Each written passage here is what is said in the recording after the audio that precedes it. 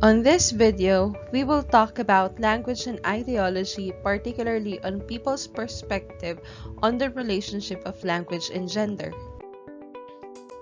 Language and ideology. It is obvious people speak quite differently, even those who share the same native language. But there are other reasons why people speak the same language in different ways. For example, a formal meeting discussion would sound differently from a discussion among peers. On the succeeding discussions, we will discuss some of the sources of language variations. During the 19th century, most people thought that physical difference and language were closely connected. That is, people were thought to speak different because of race. This topic will further be discussed in the succeeding lecture videos. In the early 20th century, Franz Boas vehemently argued that there is no relationship between race, language, and culture, though this often fell on deaf ears. That children of immigrants learn to speak the language of the new country should be the obvious proof of this statement. However, even today, this is forgotten at times. Likewise, language ability is separate from religion, occupation, financial status, or other aspects of culture. Unlike many physical attributes, language and culture are subject to change from generation to generation. In one sense, then, one's language and culture is an individual choice. Thus, differences in language can readily be observed among people in the same speech community. Early social linguists and anthropologists thought that such variety was analogous to geographic dialects. That is, just as differences in speech could result from geographic isolation, social isolation due to ethnicity, nationality, or race could also create linguistic variation. Even gender could be a factor, because although women and men share the same space geographically, they might live in different social environments. For example, why don't people always choose the speech variety that would bring them to the most benefit in society? Answering such question has to do with language ideology. These are beliefs about the language expressed by speakers as their conceptualization of the nature and function of language. In other words, language ideology is the mediating link between social forms and form of speech.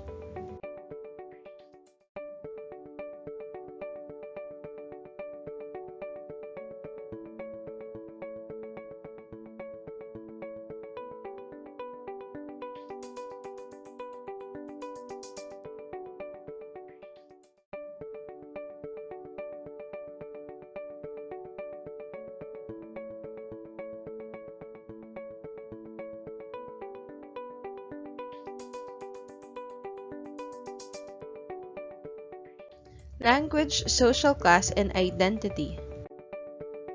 One of the most obvious manifestations of social class is found in language, perhaps more so than personal possessions, style, or place of residence. For the purpose of this discussion, we will reduce class distinctions to differences in economics, education, familial prestige, and some other ways people might rank themselves in society. Speech differences can characterize different economic and social status. In most extreme situations, such as the caste in India, hereditary social classes restrict the association of their members with members of other classes, and this is often reflected in language. For example, John Cooper's 1958, who spent 2 years in the Indian village of Kalapur, about 80 miles of North Delhi, reported that although the population at the time of his research was only about 5,000, it was divided into 31 endogamous castes, none of which had equal status. The linguistic differences were of several types. Aside from the differences in terms of diphthongs and stresses, there were also some lexical differences between vocabularies of the different castes. The larger caste had special words for items of their subcultures, such as food, clothing, and the like. But even in places where the class differences are less pronounced, similar kinds of linguistic stratification can be found. In the United States, William Labov conducted a well-known study of social-linguistic change. The linguistic change understood in the context of the society in which it occurs. Labov's pioneering work was concerned with the relationship between social status of speakers in the New York City and their pronunciation of R sound. The study is conducted in some of the department stores of the city in 1962.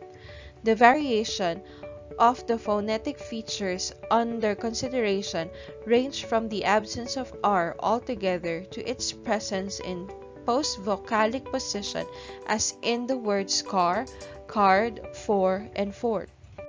Assuming that salespeople in the larger department stores were likely to borrow prestige from their customers, Labov hypothesized that salespeople in the highest ranked store will have the highest value of R, and those in the middle ranked store will have intermediate values of R, and those in the lower ranked store will show the lowest value.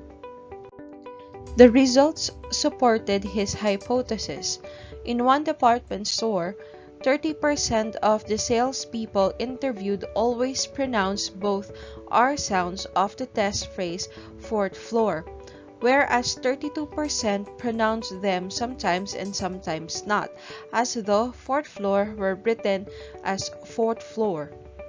In another store, results were 20% and 31%, and on another 4% and 17%. Furthermore, in the first store, the difference between casual and emphatic pronunciation was insignificant, whereas at the other two stores, the difference was considerable. Careful, emphatic speech appeared to call for the final R of floor, but casual speech did not. Although prior to World War II, certain R sounds were dropped except before a vowel, in the more prestigious pronunciation of New York City in the years since then, it had become one of the markers of social prestige. By the 1960s, its occurrence had increased, particularly in formal speech. As Labov's study showed, the pronunciation of R sounds in the dialect of New York City was quite variable, depending on social factors such as status or class, and speech context such as casual versus emphatic. In the early social linguistic studies, scholars sought to identify language varieties and relate them to social differences among speakers. Since the mid-1960s, largely because of the stimulus of Labov's work, linguists have emphasized the use of the quantitative method in order to be able to describe with some accuracy the relationship between social differences and linguistic varieties. From the incident and distribution of language variables in different social groups, scholars expect not only to learn the rate and direction of linguistic change, but also to obtain valuable clues concerning the motivations that led to such change. In this connection, it may be appropriate to introduce the concept of social network. Each speaker has a social network that includes all those people with whom a speaker interacts. A high-density network refers to a group of individuals who are frequent contact and are therefore familiar with each other. A multiplex social network is one in which interacting parties share more than one role, often reciprocal. For example, employer-employee, as well as father-in-law, son-in-law. The denser and more multiplex the network, the stronger it is.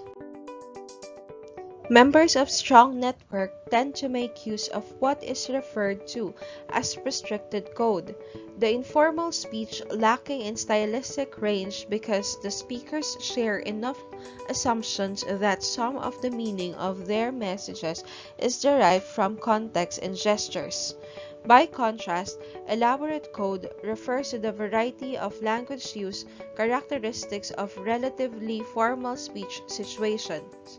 In such situations, little, if any, reliance is placed on extra linguistic context to make the messages fully meaningful.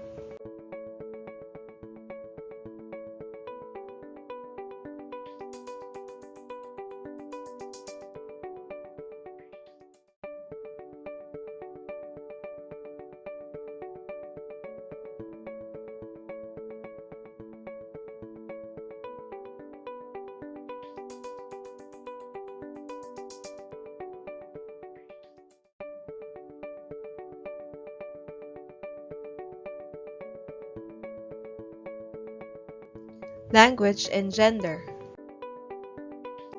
Upon hearing that a baby has been born, many people in the US and elsewhere immediately ask, is it a boy or a girl? Right from birth, therefore, if not sooner, since prenatal tests often reveal the sex of the baby long before birth, the gendered categorization of the person begins. This categorization is usually dichotomous. That is, the child is said to be either a girl or a boy, and the process of categorization seems so obvious, so natural that many people take it totally for granted and immediately begin acting upon assumptions about how girls and boys are said to behave. It is worth reflecting, however, on some of the many complexities and assumptions that underlie this seemingly simple act of sex assignment. One way that some scholars have sought to clarify sex and gender is to say that the term sex refers to a person's biological existence as either a female or male human being, and the term gender refers to a person's cultural or social identity as either a woman or a man, or a girl or a boy, in a particular society at a particular historical moment. In this view, one's sex is immutable and given at birth, whereas one's gender identity can change depending on what cultural practices of masculinity or femininity a person might choose to perform at different times.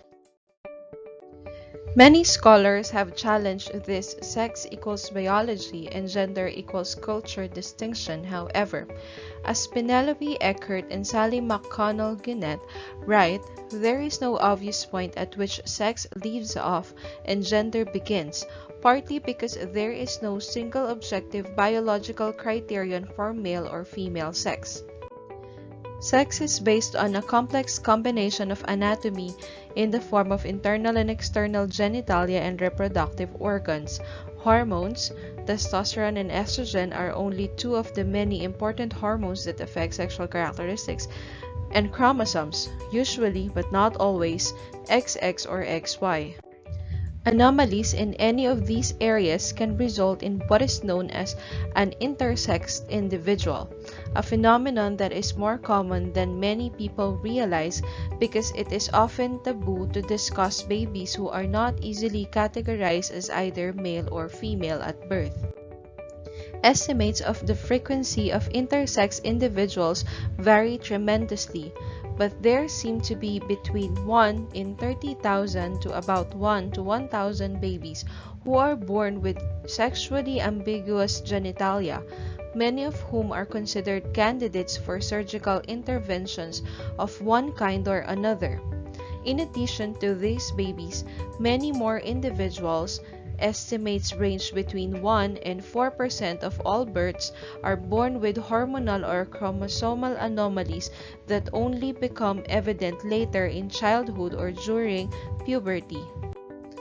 The fact that these individuals are usually deemed so abnormal as to require medical interventions points to the cultural power of the dichotomous gender ideology that is dominant in so many countries, a power that is now being resisted by a growing movement of intersexed and transgender individuals who are fighting to have the right to be accepted as they are.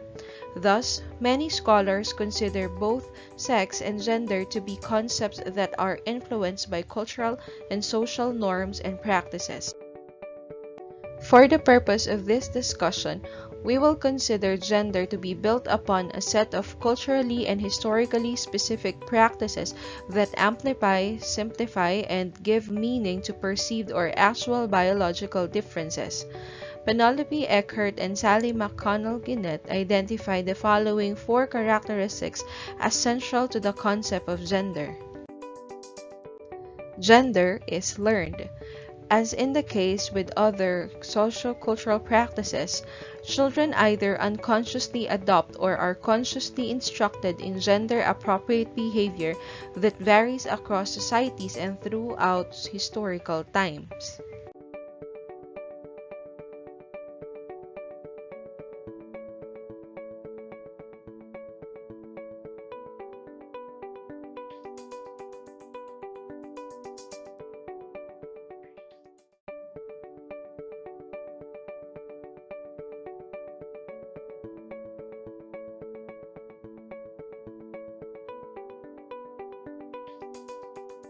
Gender is collaborative. Although it is individuals who engage in gender activities, these activities are learned in and acquire meaning from social context. Gender, like other aspects of identity such as race or ethnicity, is a joint accomplishment that is constructed in and through interactions with others.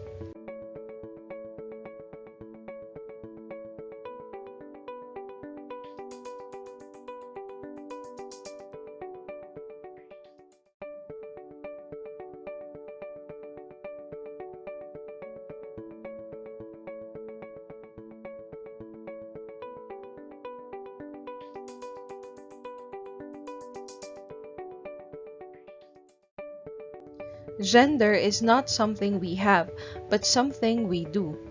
Judith Butler's concept of the performativity of gender asserts that people continuously reinforce or reconfigure their gender identities.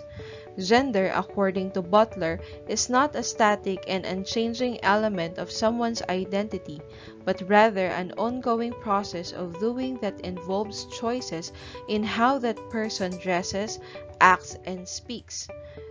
The fact is, Eckert and McConnell Ginnett write, that gender requires work, and when aspects of gender are not consistently performed at all levels of society, they can wither away.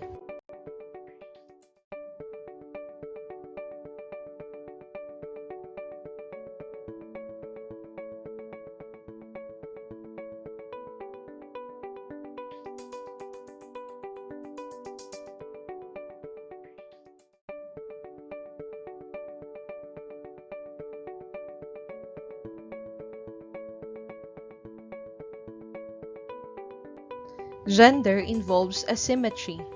Eckert and McConnell Ginnett are joined by many other social scientists in their insistence that inequality is built into gender at a very fundamental level. Men and women and masculine and feminine ways of acting or speaking are rarely considered simply different. There are usually value judgments that accompany such assessments of gender differences. Men and those things that are deemed masculine are not always more prestigious. There is complexity and variability depending on the particular social context. Moreover, there are multiple masculinities and femininities even within one society, so judgments about prestige or appropriateness will also vary. What is often the case, however, is that those qualities associated with men and masculinity tend to be taken for granted, tend to be the default ways of behaving or speaking, in other words. Scholars drawing on the important linguistic concept of markedness call these masculine practices unmarked. They are taken as the norm for all humans, and anything that departs from them, such as perceived feminine ways of speaking or acting, are considered different or marked. Markedness also helps to illuminate gender as it appears in the realm of grammar. The use of masculine generic pronouns, for example, is supposed to enable the speaker to refer to anyone, male or female. Consider the following sentence. If a student wants to do well, blank should study hard for the test. According to many prescriptive grammarians, the appropriate pronoun for the blank in the following sentence is he, because the masculine pronoun in English is unmarked and therefore supposed to encompass a more generic meaning than the female pronoun. In the recent years, however, this prescription has been challenged by editors and even some English teachers. Using he, his, and him as common sex pronouns is now widely considered sexist, if not misleading, declares the classic reference book, The Chicago Manual of Style, continuing on to claim, a good writer can usually recast a sentence to eliminate the need for any personal pronoun at all. Thus, instead of writing something like, some boy or girl left for his or her or their lunchbox on the bus, a writer might instead write, some child left a lunchbox on the bus. And similarly, a sentence such as, if a student wants to do well, blank should study hard for the test, could be converted into the plural, if students want to do well, they should study hard for the test, or recast without a personal pronoun. Students who want to do well should study hard for the test. Writers and editors espousing different language ideologies will therefore advocate different approaches to the use or avoidance of masculine generics in English. Grammatical gender involves much more than the use of generic pronouns, however. The 7,000 or so languages in the world encode gender grammatically in many different ways, including not at all. The grammatical categories of some languages require speakers to assign a gender when using a personal pronoun, such as she or he in English, whereas the grammatical categories of other languages, such as the dialect of Nepali spoken in the village of Junigao, does not assign gender at all in any personal pronouns, but does assign several different levels of social status in second and third persons pronouns. Sometimes, grammatical gender involves not just personal pronouns but all nouns, as in Spanish or French. In other languages, there are pronouns and/or noun classes that extend beyond masculine or feminine, such as German, in which a neuter category of nouns and pronouns exists.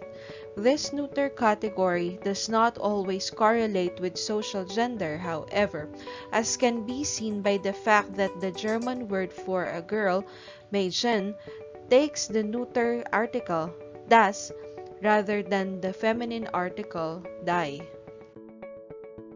There is no simple one-to-one mapping, therefore, of grammatical and social gender onto each other.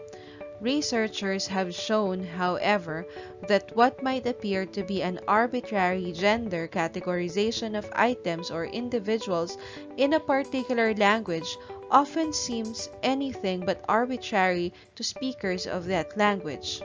Grammatical categories can powerfully influence how people make connections and groupings in real-world actions. Still, the relationship between social and grammatical gender is so complex that it is far more useful to take a broader approach to the study of language and gender rather than to focus exclusively on how particular languages encode gender grammatically.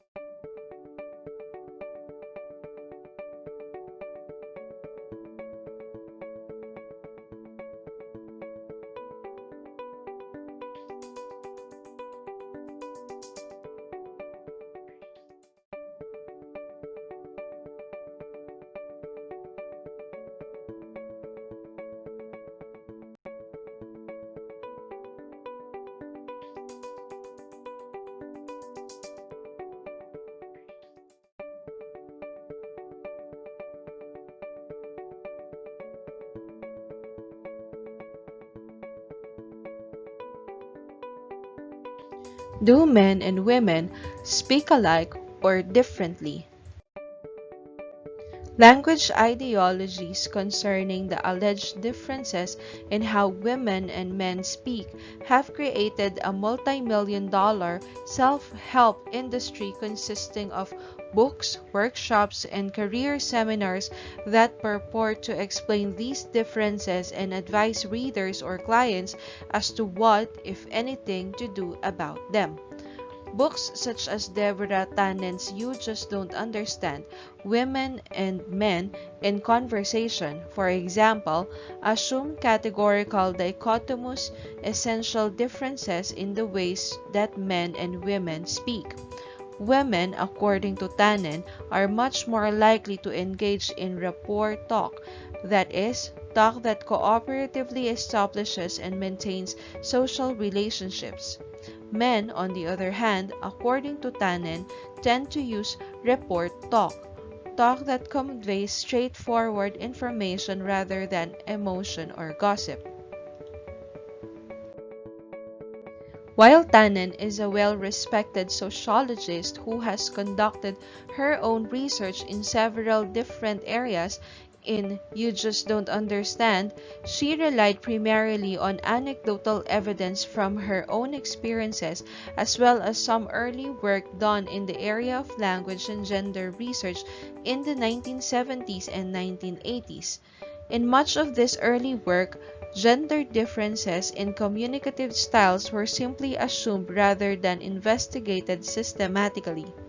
Men, these researchers asserted, were more likely to compete for the floor and to interrupt when others were speaking, while women spoke more cooperatively, asking more questions, linking their comments to others' comments, and rarely interrupting.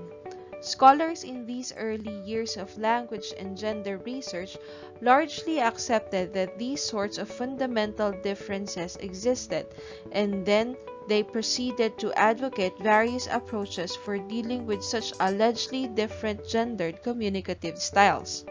Some suggested that women should take assertiveness training to learn how to speak like men. Others advised women and men that such differences were akin to cross-cultural differences and could therefore best be dealt with through attempts at greater understanding and tolerance. And still, others felt that differences in communicative style reflected deep gender inequalities in society and prescribed actions to remedy these injustices. But what all these early scholars in the field of language and gender assumed was the existence of dramatic across-the-border differences in how women and men talked. In recent years, however, this basic assumption of the existence of substantial gender differences in communicative style has been challenged. Psychologist Janet Hyde, a researcher who specializes in meta-analysis, that is, analysis of multiple studies on a given topic, has put forward a gender similarities hypothesis. According to Hyde, the gender differences model that dominates the popular media is inaccurate at best and harmful at worst when it comes to most variables, including alleged gender differences in communication. Among the variables on which Hyde conducted meta-analysis were those involving verbal and nonverbal behaviors among male and females on various ages. As Table 10.1 indicates, almost all of these behaviors showed gender differences that were close to zero or very small. In the studies that Hyde analyzed, only two communicative behaviors, spelling and smiling, showed moderate differences, both in this case favoring females, and none showed large differences. Stated another way, Hyde writes, within gender variability is typically much larger than between gender variability.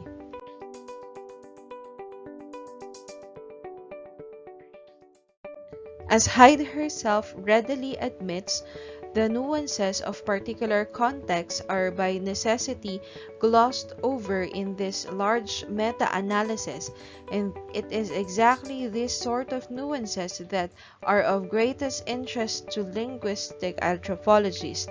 And yet there is a benefit to considering these large-scale quantitative analyses in conjunction with smaller, more ethnographically rich studies. Consider the issue of the relationship between gender and talkativeness, for instance. Hyde's meta-analysis relies upon an earlier meta-analysis done by two other psychologists on 73 different studies that quantified in some way the amount of talk produced by male and females. All 73 of these studies were conducted among children 17 years of age or younger, mostly preschoolers and children in the middle years of childhood, and they varied in terms of where the study took place: home, school, laboratory, as well as who the conversation partners were for the children, other children or adults. On average, across all these different contexts, girls produce slightly more talk than boys, though the researchers termed this difference negligible. A later meta-analysis on talkativeness among adults in 63 different studies also found a negligible difference, though in the opposite direction. Contrary to prediction, men tended to talk significantly more than women, the authors concluded. Another study was undertaken by Matthias Mell and his colleagues in order to study talkativeness, not just particular contexts or conversations, as previous studies such as those analyzed by Leeper and his colleagues had documented, but among large groups of people for extended periods of time. As Mell and his colleagues reported in the prestigious journal Science, they were concerned about wildly inaccurate assertions regarding the relative talkativeness of women and men that were circulating in the media. One source for these erroneous figures was a popular book on the female brain that alleged that women spoke on average of 20,000 words per day while men spoke only an average of 7,000 words. These figures, Mell reported, had struck linguist Mark Lieberman as implausible, and in columns in the Boston Globe as well as in the wonderful blog Language Log, Lieberman fact-checked them and found them to be based on absolutely no research at all, but rather on unscientific estimates. Mell and his colleagues conducted a study of almost 400 college students in order to measure gender differences in the average number of words spoken over the course of the research subjects' waking hours.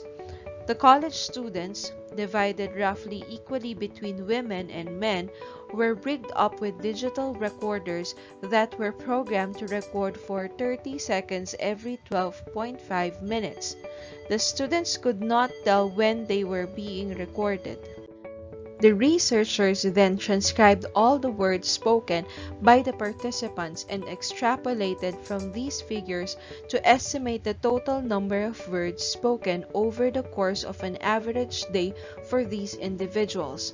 The findings showed that female college students spoke an average of 16,215 words per day, while men spoke an average of 15,669 words per day, but this difference was not statistically significant. Thus, write Mell and his co-authors, the data fail to reveal a reliable sex difference in daily word use.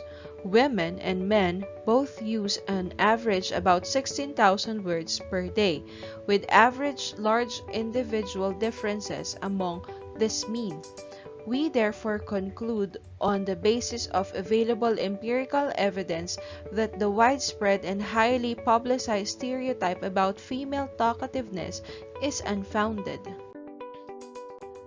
Before considering what might account for the discrepancy between common language ideologies regarding gender differences in talkativeness and actual empirical research, let us examine another area in which there are widespread assumptions about gendered communicative styles: the competitive versus cooperative, or affiliative versus assertive, nature of men's and women's speech. The large-scale meta-analysis by Hyde 2005 and Leeper and Ayres 2007 found differences in this area that accorded with popular language ideologies that depict women as using talk more cooperatively and men as using talk more competitively. But these differences, which showed up on average across dozens of separate studies, were small or negligible. In her second ethnography, The Hidden Life of Girls, Game of Stand, Status and Exclusion, Goodwin 2006 describes the linguistic and social interactions of several different groups of children.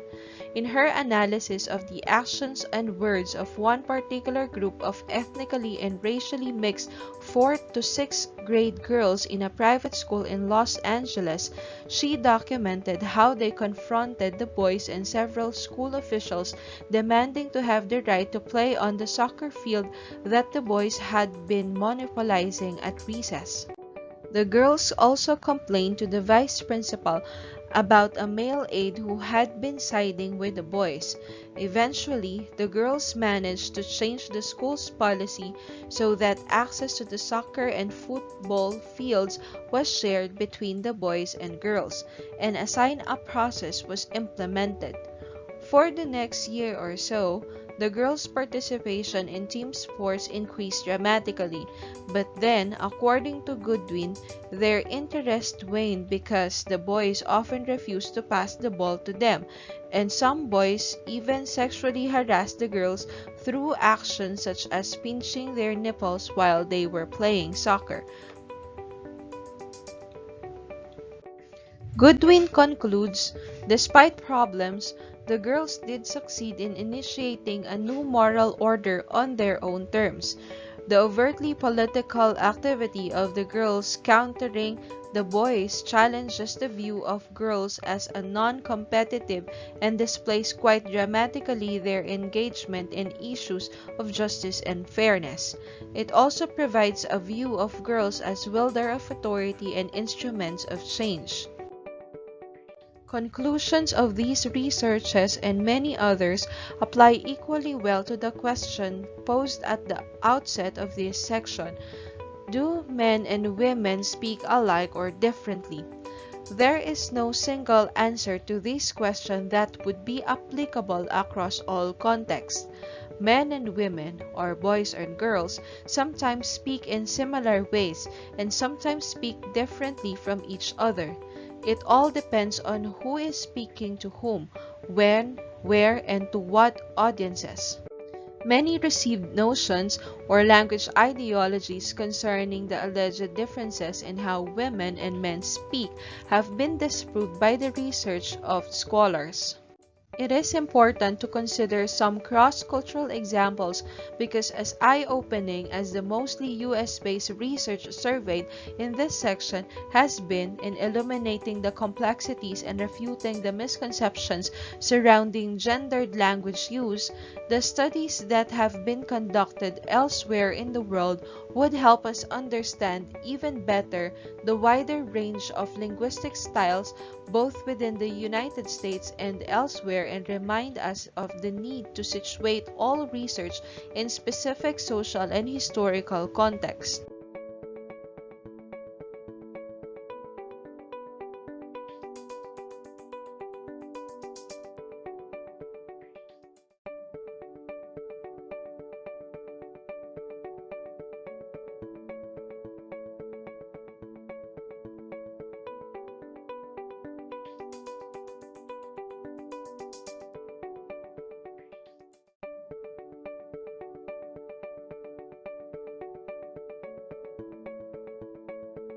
Do women and men of all ages and all ethnic, racial, and cultural backgrounds share the same gender differences in their language use?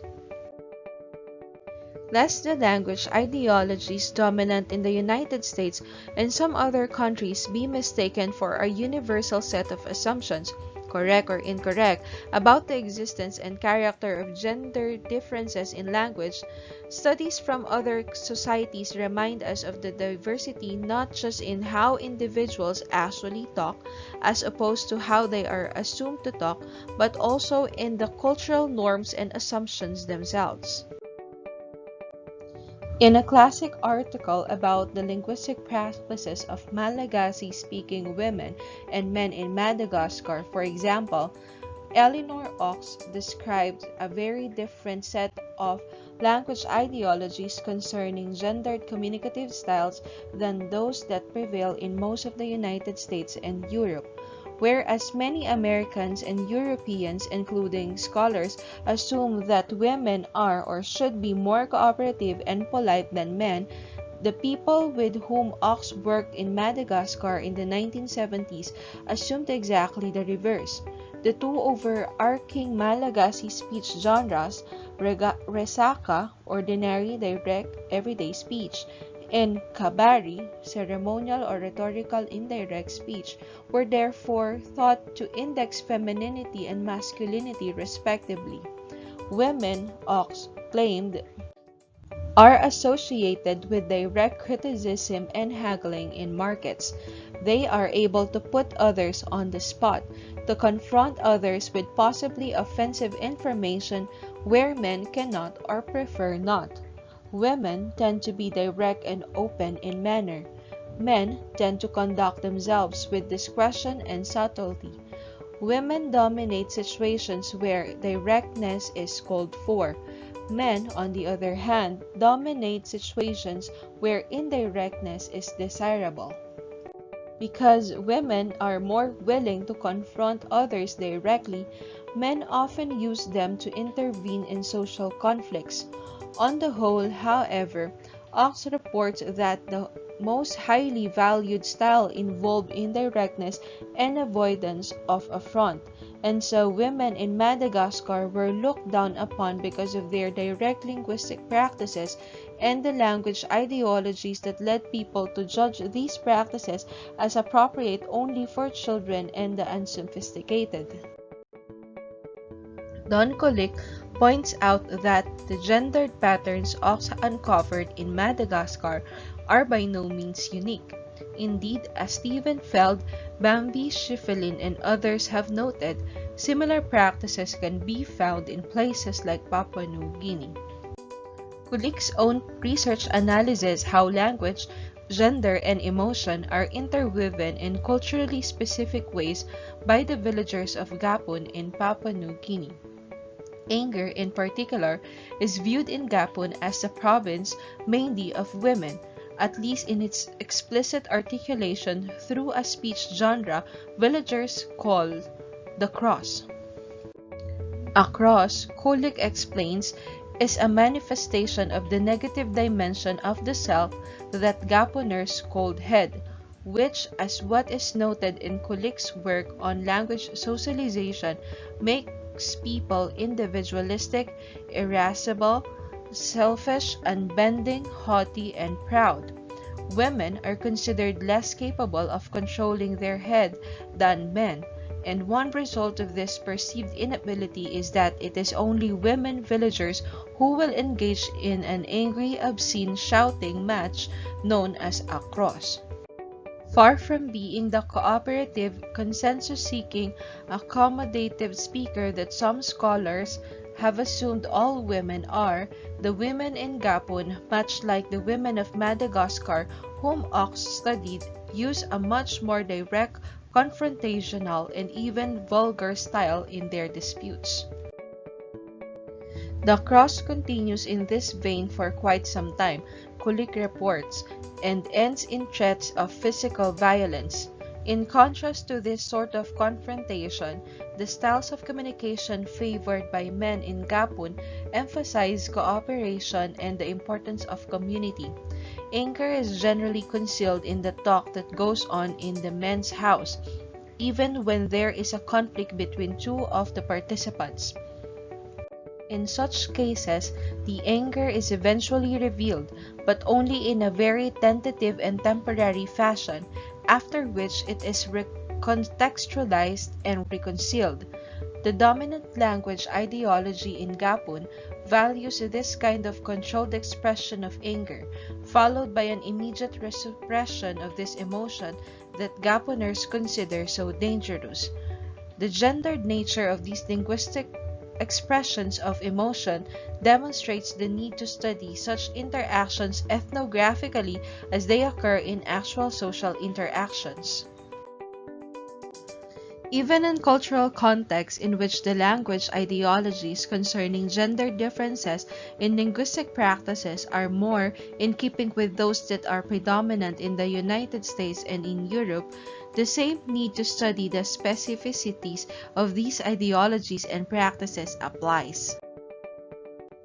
For Japan, for instance, Miyako Inoue reports that the extremely distinctive Japanese women's language, assumed to exist by many Japanese and non-Japanese alike, serves as a powerful language ideology in which women and men are said to speak differently at all levels of language, including extra-linguistic features such as very high and discursive practices such as being soft-spoken, polite, gentle, and empathetic. But here, Inoue writes, is a little public secret. The very simple yet obstinately disregarded fact is that most women in Japan do not have access to, did not systematically learn, and cannot skillfully produce the speech forms identified as women's language in their habitual speech repertoire. So why then is there an almost theological avowal of dramatic gender differences in linguistic practices in Japan? Through a detailed analysis, Inoue debunks the myth of allegedly ancient roots of Japanese women's language, tracing its origins instead to a particular historical era in the not-so-distant past, the late Meiji period. At a time when Japan was engaged in dramatic social changes involving modernization, capitalism, and nationalism.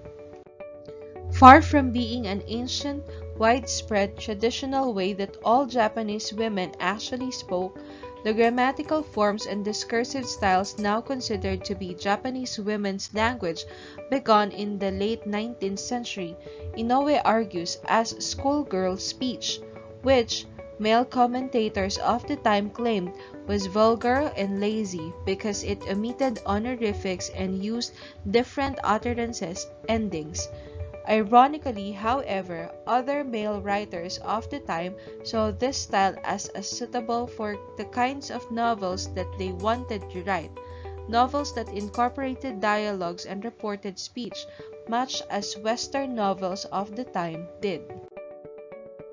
Thus, what was initially a stigmatized form of talk that was said to have been used among a small set of upper-class schoolgirls in the late 19th century came to be employed in novels, newspapers, reports, advertisements, and other print media to represent the way that all Japanese women spoke, or were supposed to speak.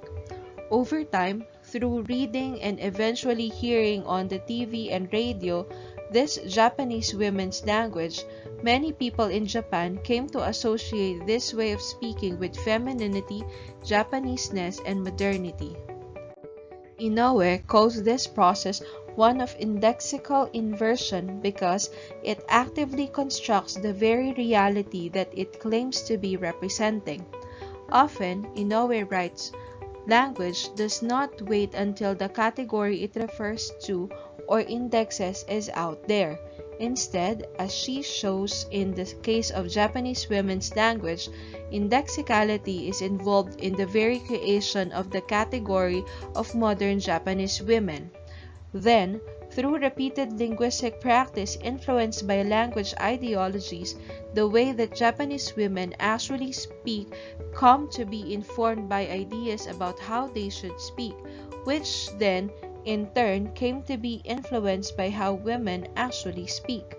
Inouye's research therefore provides an illuminating case study of the performative and recursive nature of indexicality.